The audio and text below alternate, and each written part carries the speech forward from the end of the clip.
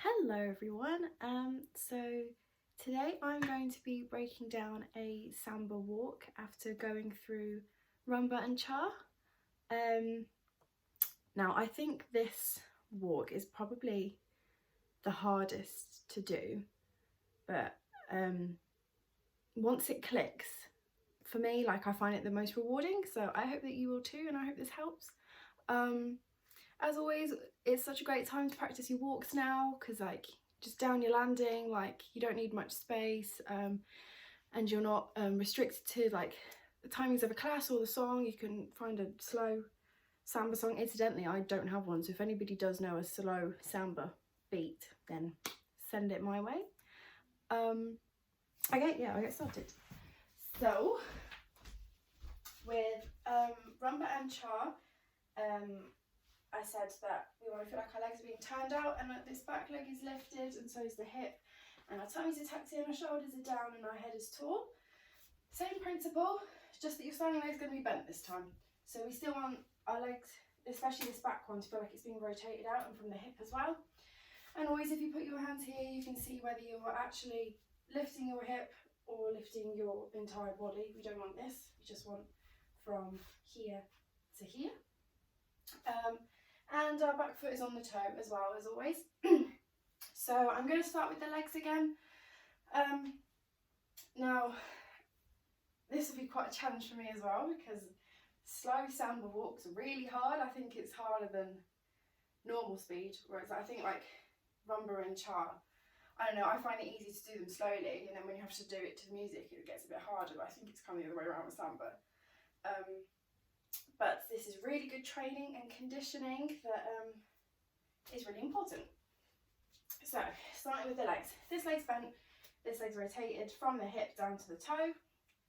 Now, we want to have the same feeling that our back leg is being dragged by the knee through the mud, just like rumba. Like, so that's where you get the foot pressure from. I don't know if you can hear my toes.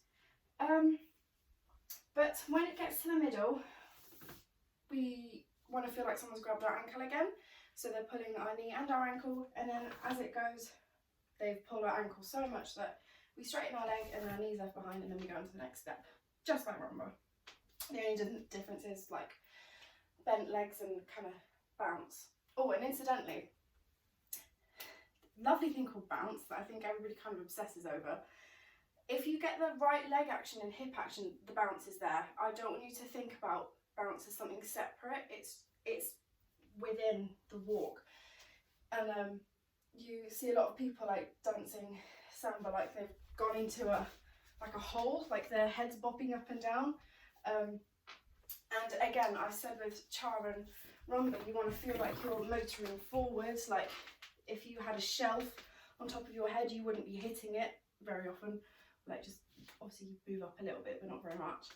And it's the same thing with samba. If there was a shelf on top of my head, like you don't see me going into a hole. The bounce comes from our legs and not like our legs and hips, and not by physically going up and down.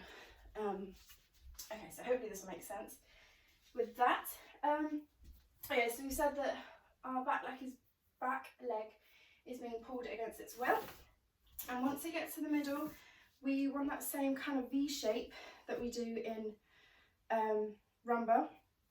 However, our standing leg goes up onto the toe, and I don't think a lot of people realise this actually. So when you pull, this is why it's hard to do it really slow, when you pull your back leg in, you go up onto the toe as well. So you're on two toes. I turn this way and here.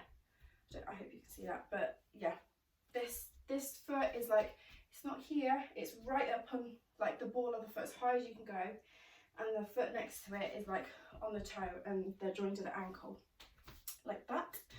These together as well. You don't want this. It's not very attractive.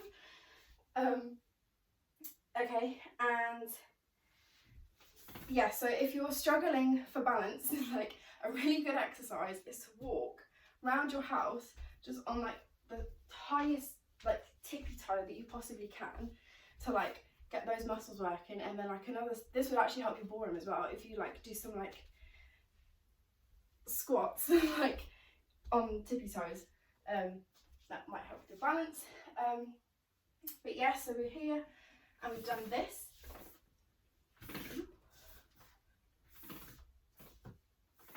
Okay, so that's really hard. But yeah, if you just keep doing that over and over again, you should get there. And then once you've got that, from here, oh my god, from here, someone's picked up our knee. They've got our knee and our ankle when our feet are together. Then they've pulled our ankle so much that our leg is going to straighten. And a lot of people don't realise this either, but there's a kind of little flick of like your next leg before you actually step on it. So if I was to do it slowly, it'd be like flick and then step. So this like kind of, this flick, like your weight is still on this kind of left, whatever leg you're on your standing leg, and you literally just flick it from underneath your body. So your weight is still like kind of backwards when you do this. And then same as in rumba, when we settle into the hip, we're gonna like push onto a standing leg. Same thing here. We flicked and we're gonna push onto a bent leg and here. And then we're ready to start again, going up onto the toe. So the bounce then comes from you pulling this leg up onto the toe, and then when you step, like your knees going forward as opposed to like popping up. So like you want to feel, even though you're going onto the toe, you're absorbing it into your tummy. And I'll get onto hip action in a minute. But so we'll just recap. Someone's putting our knee and feet through the mud. When it gets to here, we go up on the toe and we're on two toes joined at the ankle.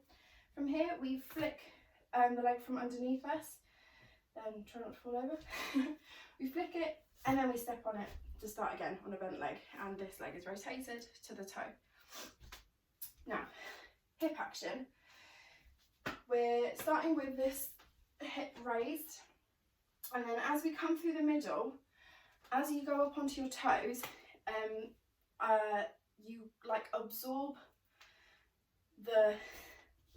you want to feel as if like your hips are being tucked under, so like that punching feeling I was talking about in my hips video. So like this also helps us from not going up. If we're absorbing, it doesn't make sense in my head, if we're absorbing the energy that should be going up into our tummy, then we can keep our flat kind of motion under the shelf, if that makes sense. So we're here with our hip raised, we come through the middle and we go ha. I don't know if you can see me tucking here. So that's as you go up onto your toe. And then as you flick your leg forward, oh incidentally, when you do that, your standing leg should be straight. I don't know if I was doing that before. But you come here and you flick and this leg goes straight as well. So when you get to that bit, you've tucked here and your leg straightens, then this hip will roll round here as you like flick your leg forward. So like, yeah, yeah. Oh my god, that's so hard to do, but good practice. And so it's just the same as rumba. We're going to be drawing the bottom end of our figure of 8 with our hips. So like 1, 2, 3, 4. And a useful analogy that I really find helpful with this is to think about my hips as being like massive spoons and like stirring a big pot of like stew or something. So you're like, yeah, yeah, you need to get to the bottom of that pot. And this is where your bounce comes from. So like your hips are like absorbing the energy that's going up, and your knee is like working forward even though you're going onto the toe. So you're here. And then obviously when you flick your leg, your hip is back, and then when you step on it, it's in the right place for you to go. Again. So our ribs and hips. So our hip is back, ribs forward. Here it all comes in. Don't fall over. It comes in. Then when you straighten your legs, it rolls out. And so this hip is back and this rib is going forward this way. Flick, and you're in the right place to start again. Here. This is actually like really good to do with a partner, so like your teacher like holding onto your arms, and then you can focus on all the muscles and not worrying about falling over. And then obviously the more you do it, the more balanced you get. Okay, I think that's it with hip action. Yeah, so, and then obviously as like you're putting this together with music, I don't want you to think about this and this being as two separate things. So like, it's useful to think about it when you're learning, to realise that there's a distinction between when your feet pass and when you flick the leg out. But obviously in reality it's all going to be one movement. So count wise, you'd start on an and beat, and then you'd flick your leg on the and then step on the one, on the number. So you just go and one. And means a half beat, is a quarter beat, and then obviously one, a number, is the whole beat. So it would be and a one and a two. That was awful. Let me do that again. It's good practice for me. Okay. So we go and a one and a two. So yeah, I can only fit like 2 walks in here, but I'm really using, even though I've gone onto the toe, I'm really pushing off that back leg to get my big step, because we don't want to just leave our foot where it is, just like in rumba. Yeah, so